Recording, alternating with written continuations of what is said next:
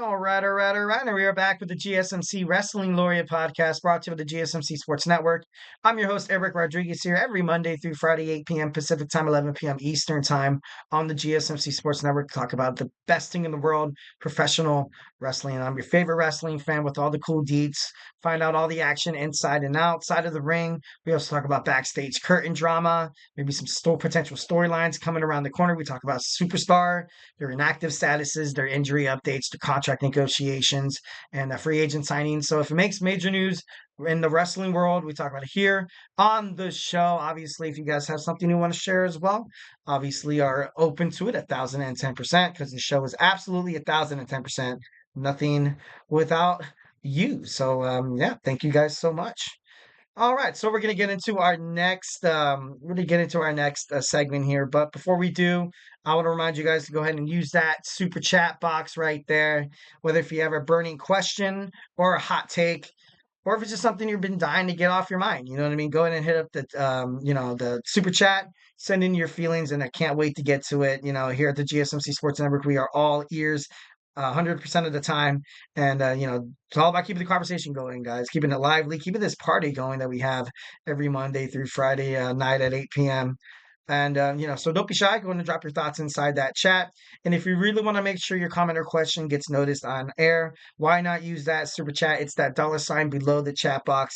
And your message, your comment, concern, your opinion is guaranteed to be featured on the show. Plus, it's a great way to support our channel, guys. Keep even more awesome sports content, in this case, wrestling content, headed your way, the content that you guys love so much. So thank you first and foremost. We are super grateful for each and every one of you guys who joins us here daily on the GSMC Sports Network. Your support makes all the difference. So let's keep this conversation going. Send in those super chats, those super stickers, because you guys are super awesome. And together we will make sure this podcast is bigger, better, and stronger than ever. And once again, if the super chat is not your thing, hit up the tips and donations link at the gsmcpodcast.net. Tell me what you like. Tell me what you don't like. Remember to Superman punch that like a subscribe button to the show. Follow the show. Follow the network here at the GSMC Sports Network. We do love a lot of peace, love, and positivity 1,010% of the time. But criticism, it works. It helps. You know what I mean? Feedback is a gift. So once again, don't be shy. Drop in those chats. It's going to be super duper awesome. Can't wait to hear what you guys have to say. All right, so let's go ahead and talk about our third segment today, which kind of makes me sad. I'm not pretty sure it makes a lot of people sad. You know what I mean? A lot of people grew up watching these guys. This was kind of like, nearing my middle tenure as a WWE fan, but the New Day on the verge of breaking up.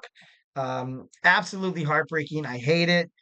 I just don't want, I'm all, I hate it, but I'm for it. You know what I mean? Like, if this what it takes for Xavier Woods to shine, Kofi Kingston's kind of had that Kofi Mania run. Big E's also a champion. Xavier's kind of the only guy who hasn't really held singles gold. You know what I mean? And it'd be interesting again. He's right there at the. He's oh well, he does get injured quite often. You know what I mean? And that's another thing. Like, what if they totally break these guys up? Then the other guy just gets injured, and then the storyline is just go out the window.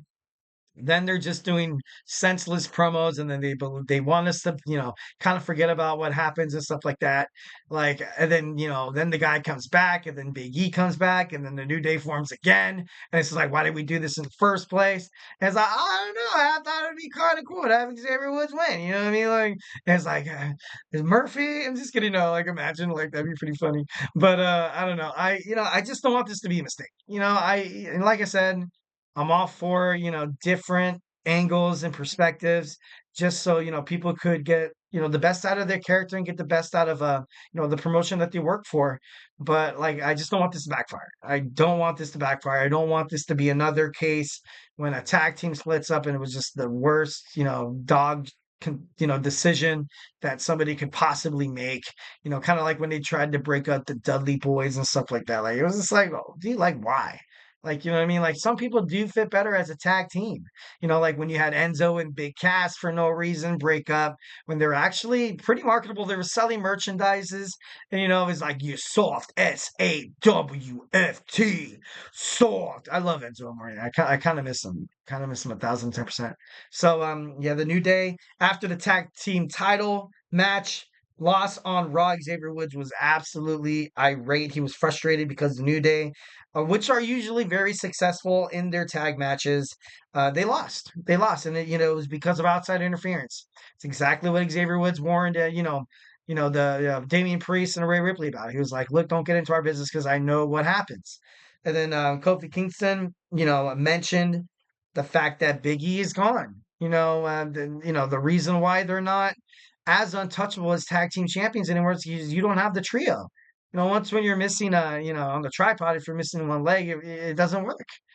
But it does work. It does work, but Kofi Kingston kind of had a good point when he was talking to Xavier Woods. He was said, to be honest, what do you think would have happened anyway? You know what I mean? Like the Judgment Day would have came in, they would have got disqualified and we would have lost either way, dude. Like, so, although they did get the 1, 2, 3 and now they cannot challenge again, maybe they could have found themselves in like a rematch. But Xavier Woods was just, oh my God, he was pissed. He was pissed.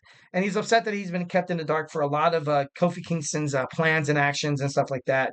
And, Woods ultimately felt like when Kingston talked about Big E, saying that, okay, so now all of a sudden I'm not good enough and kind of taking it a little personally, kind of to the heart. And I don't know, but the New Day definitely revolutionized what it means to be a stable, in WWE. They were so loyal, energetic, charismatic, fun to watch, but most importantly, they were successful. They had a lot of successes, as a tag team. And as soon as Big E did suffer his cervical fracture in his spine in March of 2022. They have the most, title reigns, tag team title reigns in SmackDown Tag Team Champion history. Longest reign in Raw Tag Team Champion history is 483. Also, 12 separate reigns right there. 7 SmackDown, 4 Raw, and 1 NXT. Only the Dudley Boys have more with 18.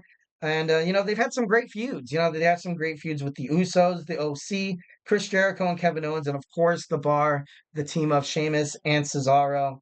And I don't know, these guys are literally like lightning in a bottle. Like, you know what I mean? The moment they make storylines. They make storylines. I mean, they can go out there and, you can have, Rock being completely dead. Maybe the same old boring matches happen. And then these guys cut a funny promo. They make fun of some of these guys have, oh my God, there's so many things when they've done stuff and I'm like laughing my ass off. Like it's funny. When they were doing the whole pancake thing and it was just, oh my God. And freaking, what is it? It was, I think he was talking with Adam Pierce, Xavier Woods was, and like it was Vinci and Ludwig Kaiser, and he was like, "Man, why we already fought these guys?" Like it was just like like the way he had it, like it was just funny. It was, oh my God, these guys are like I said, lightning in a bottle, and I'm gonna be so heartbroken when it's when it's no more. But I guess it is what it is. I don't see right now how the New Day would kind of fit in this picture of this new generation of Monday Night Raw. I think when they take Monday Night Raw to Netflix, I think they're gonna have it darker. They're gonna have more of a darker kind of like WWE. You know what I mean? It's like comparing the Captain America movie to like Black Adam. For DC Comics compared to like Disney's Marvel movies. You know what I mean? I feel like that could definitely draw a new audience in. It can make them seem a little bit more exclusive, a little like edgy and badass. But then again, they shouldn't lose their identity. Like I said, it's don't fix it if it ain't broken. Right now, WWE is an absolute juggernaut of a conglomeration and stuff like that. So there's no doubt in my mind, whatever happens, I doubt they're gonna go like bankrupt and like a million fans are gonna be like, oh, F this, I don't want to watch SmackDown or I don't want to watch Raw anymore. There's too much bad stuff. I don't think that'll happen at all. So I think right now WWE fans, obviously one of the most loyal fans in terms of professional sports in the entertainment industry. So I feel like you can't really, but I just, like I said, I don't want WWE to shoot themselves in the foot, with these guys leaving each other. You know what I mean? And especially if I think there was an interview with Big E, and he was saying how stem cell research kind of, you know, it helped Brian Danielson, it helped Kyle O'Reilly, uh, you know, with their necks and stuff like that, and they were able to come back and wrestle. So a Big E is like he could be like right there. Like he could be right there and returning in maybe like 6, 8 months, maybe a year. Like maybe he comes back at the Royal Rumble. That'd be pretty cool. But or Xavier Woods wins the Royal Rumble, which I doubt. But but see, then once again, I don't know. I really honestly don't know. Like I love these guys. I think they're better together. They're the only tag team that kind of defended under that free bird, the free bird rule, where they were tag team champs as three guys, but they ultimately choose two guys to fight. Sometimes it was Big E and Xavier, Xavier, Kofi and Big E, and I thought that was actually actually kind of cool. So I definitely love that.